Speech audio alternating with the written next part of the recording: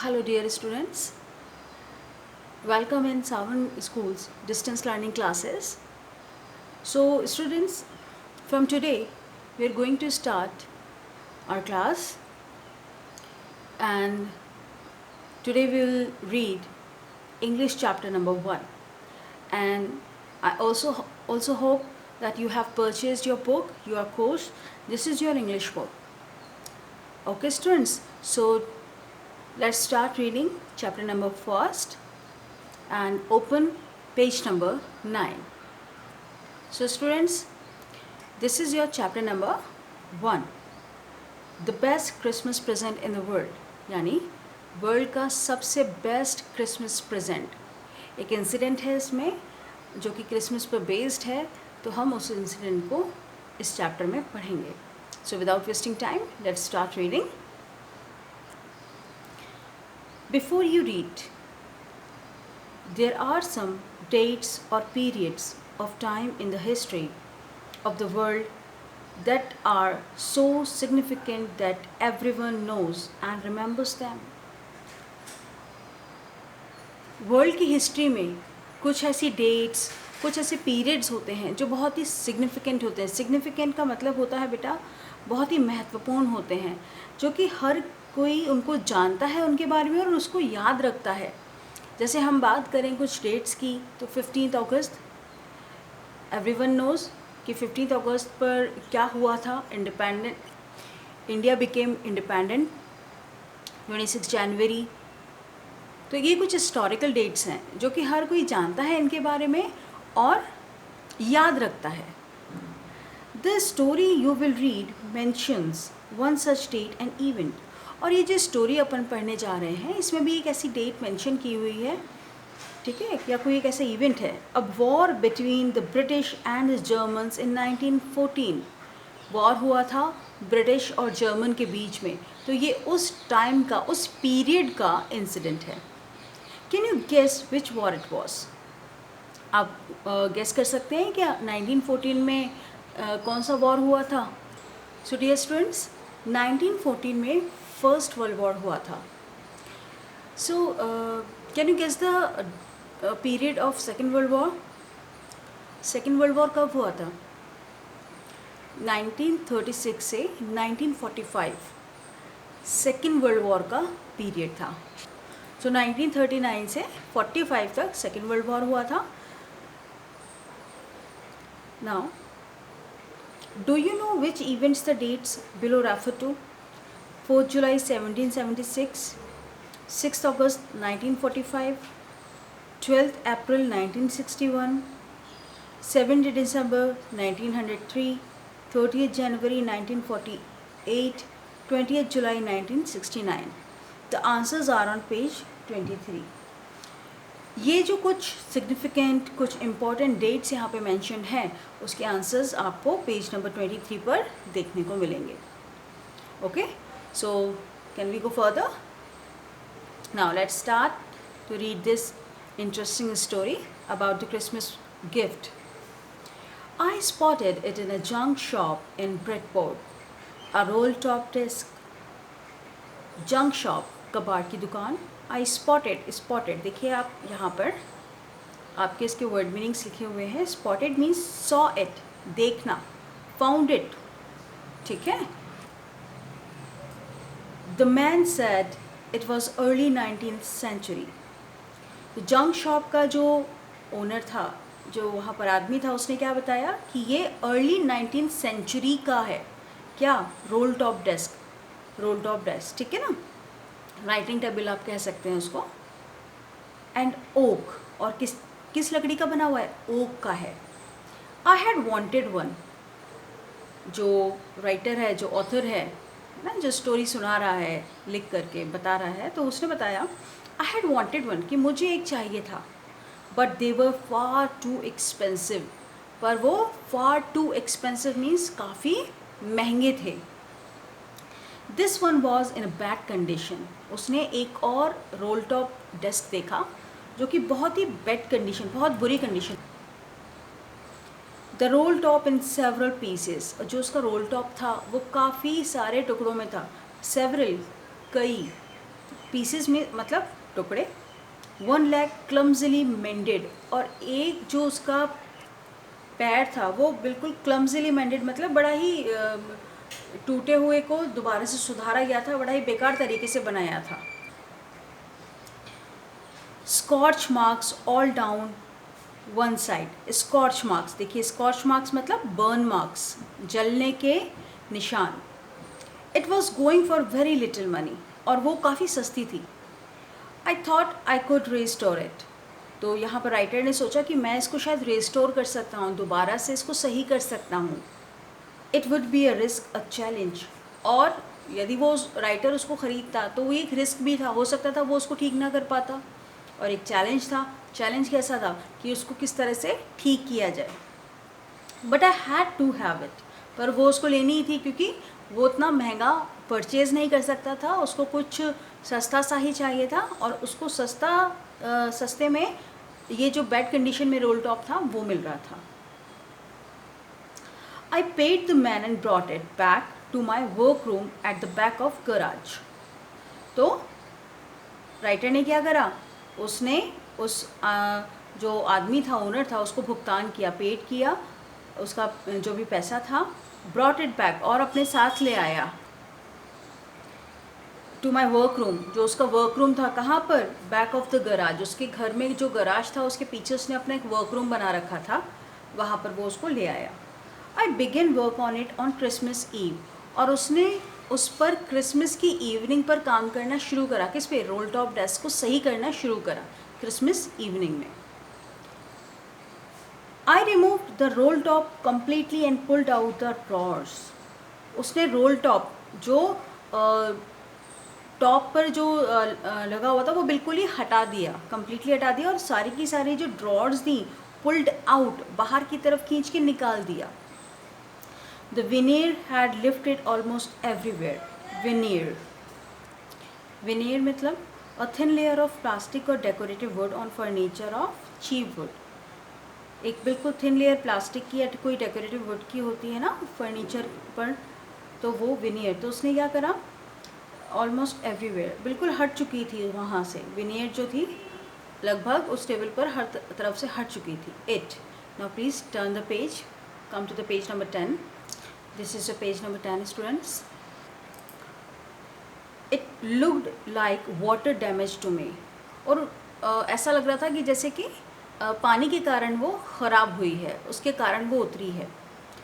Both fire and water had clearly taken their toll on this desk. Taken their toll, अब आप देखिए यहाँ पर इसका मतलब क्या है। Taken their toll means damaged, ख़राब करना। तो राइटर कहता है कि बोथ फायर, वहाँ पर आपको स्क्रॉचिंग मार्क्स भी अपन ने भी पढ़े थे ना, स्क्रॉचिंग मीन्स जलने के। तो फायर एंड वाटर, पानी और आग, दोनों ने ही काफ़ी नुकसान पहुँचाया था उस डेस्क को। The last drawer was stuck fast. Stuck fast means जो लास्ट ड्रॉर थी, stuck fast means shut tight, बहुत टाइटली बंद हो गई थी, जाम हो जाता है ना कभी कभी। I tried all I could to ease it out gently. उसने उसको आराम से बाहर निकालने की बहुत कोशिश करी, जेंटली मतलब बड़े ढंग से, तरीके से। In the and I used brute force. Brute force मतलब होता है बहुत ज़्यादा ताकत लगाना, ठीक है। तो लास्ट में उसने क्या करा, बहुत ज़्यादा ताकत लगाई। I struck it sharply with the side of my fist and the drawer flew open to reveal a shallow space. Fist, fist means होती है मुट्ठी। I struck it sharply with the side of, हम लोग कोई जाम हुई चीज़ को खोलने के लिए कुछ उस पर मारते हैं या ठोकते हैं, है ना। तो उसी तरह उसने क्या करा, साइड में उसने मुट्ठी से एक ज़ोरदार एक मारा उसने अपनी मुट्ठी से। And the drawer flew open, flew open means अचानक फटाफट से खुल गई। Reveal a shallow space, shallow space मतलब एक खाली सी जगह वहाँ पर उसको दिखाई दी। Underneath a secret drawer, secret drawer के नीचे की तरफ उसको एक खाली सी एक जगह दिखाई दी। There was something in there, और वहाँ पर उसको कुछ दिखा, कुछ उसमें था।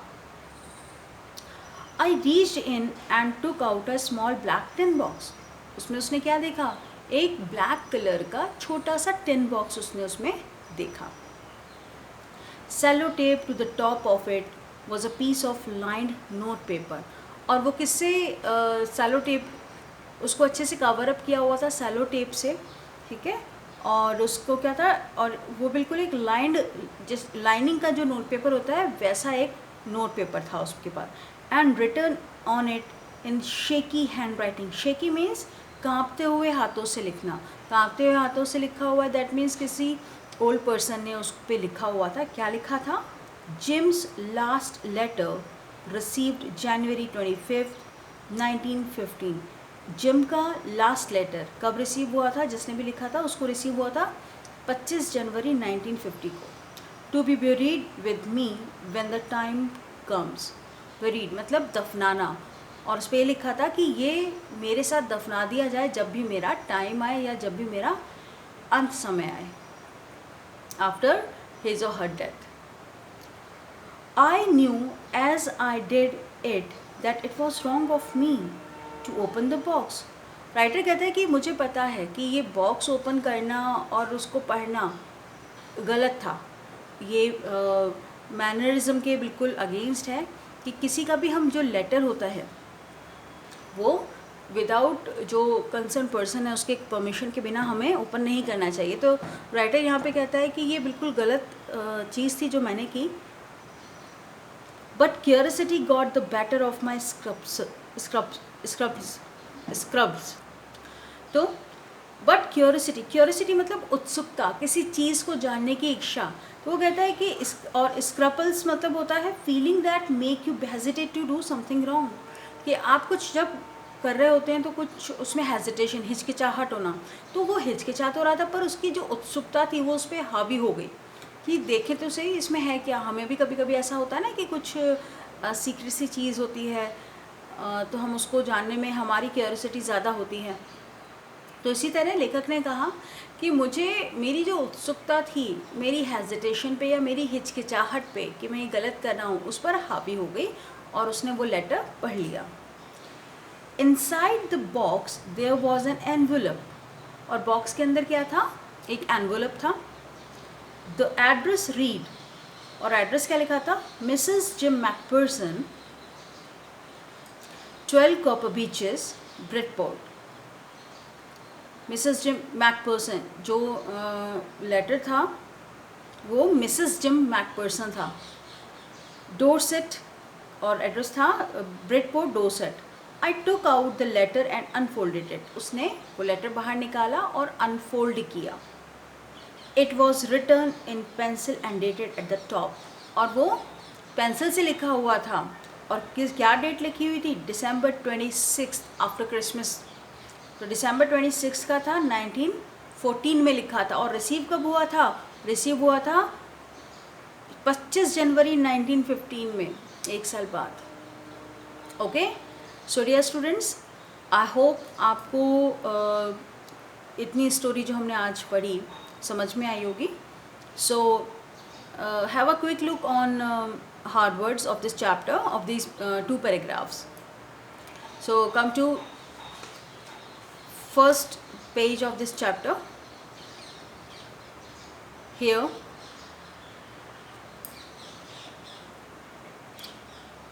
this is your vocabulary corner. First is spotted, it means saw it or found it. Scorch marks means burn marks. Was going for, was sailing for. Veneer, I had told you, a thin layer, plastic की या किसी भी decorative चीज़ की। Come to the next page. Taken their toll on, damaged. Stuck fast means shirt tight.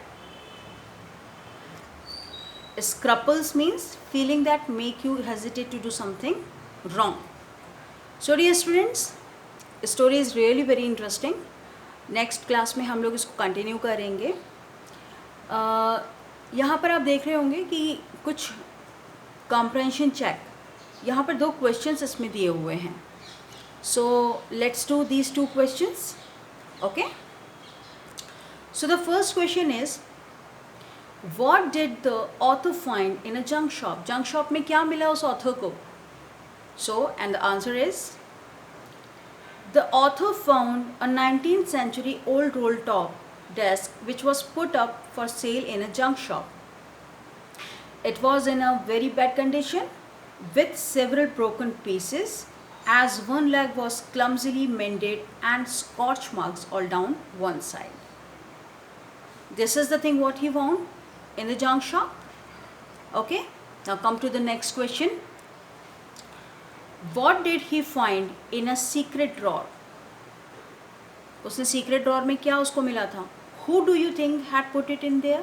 और किसने उसको रखा था? आपको क्या लगता है किसने रखा था? And the answer is, the author found a shallow space underneath the roll top desk drawer, which was a secret drawer. There was a small black tin box which had a piece of lined note paper that sellotaped to its top. ठीक है ना, उसको एक tin box मिला था और उसमें एक पेपर मिला था जो कि सेलो टेप से टेप्ड था. It seems the letter was put inside the box by Mrs. Jim Macpherson along with her full name and address written on the envelope consisting the letter. और वो किसने दिया था? वो दिया था मिसेस जिम मैकपर्सन ने. जिम मैकपर्सन ने तो लिखा था और उसकी जो वाइफ थी उसने वो नोट उस पर लिखा था. So dear students, I hope you understood these two paragraphs and these two questions. Now, what you have to do, we'll send you the screenshot of these two questions and you have to copy in your homework notebook, and you have to read these two paragraphs again, and if you have any problem you can ask me back in the next class. Okay students, till then stay safe and healthy at your home. Good day.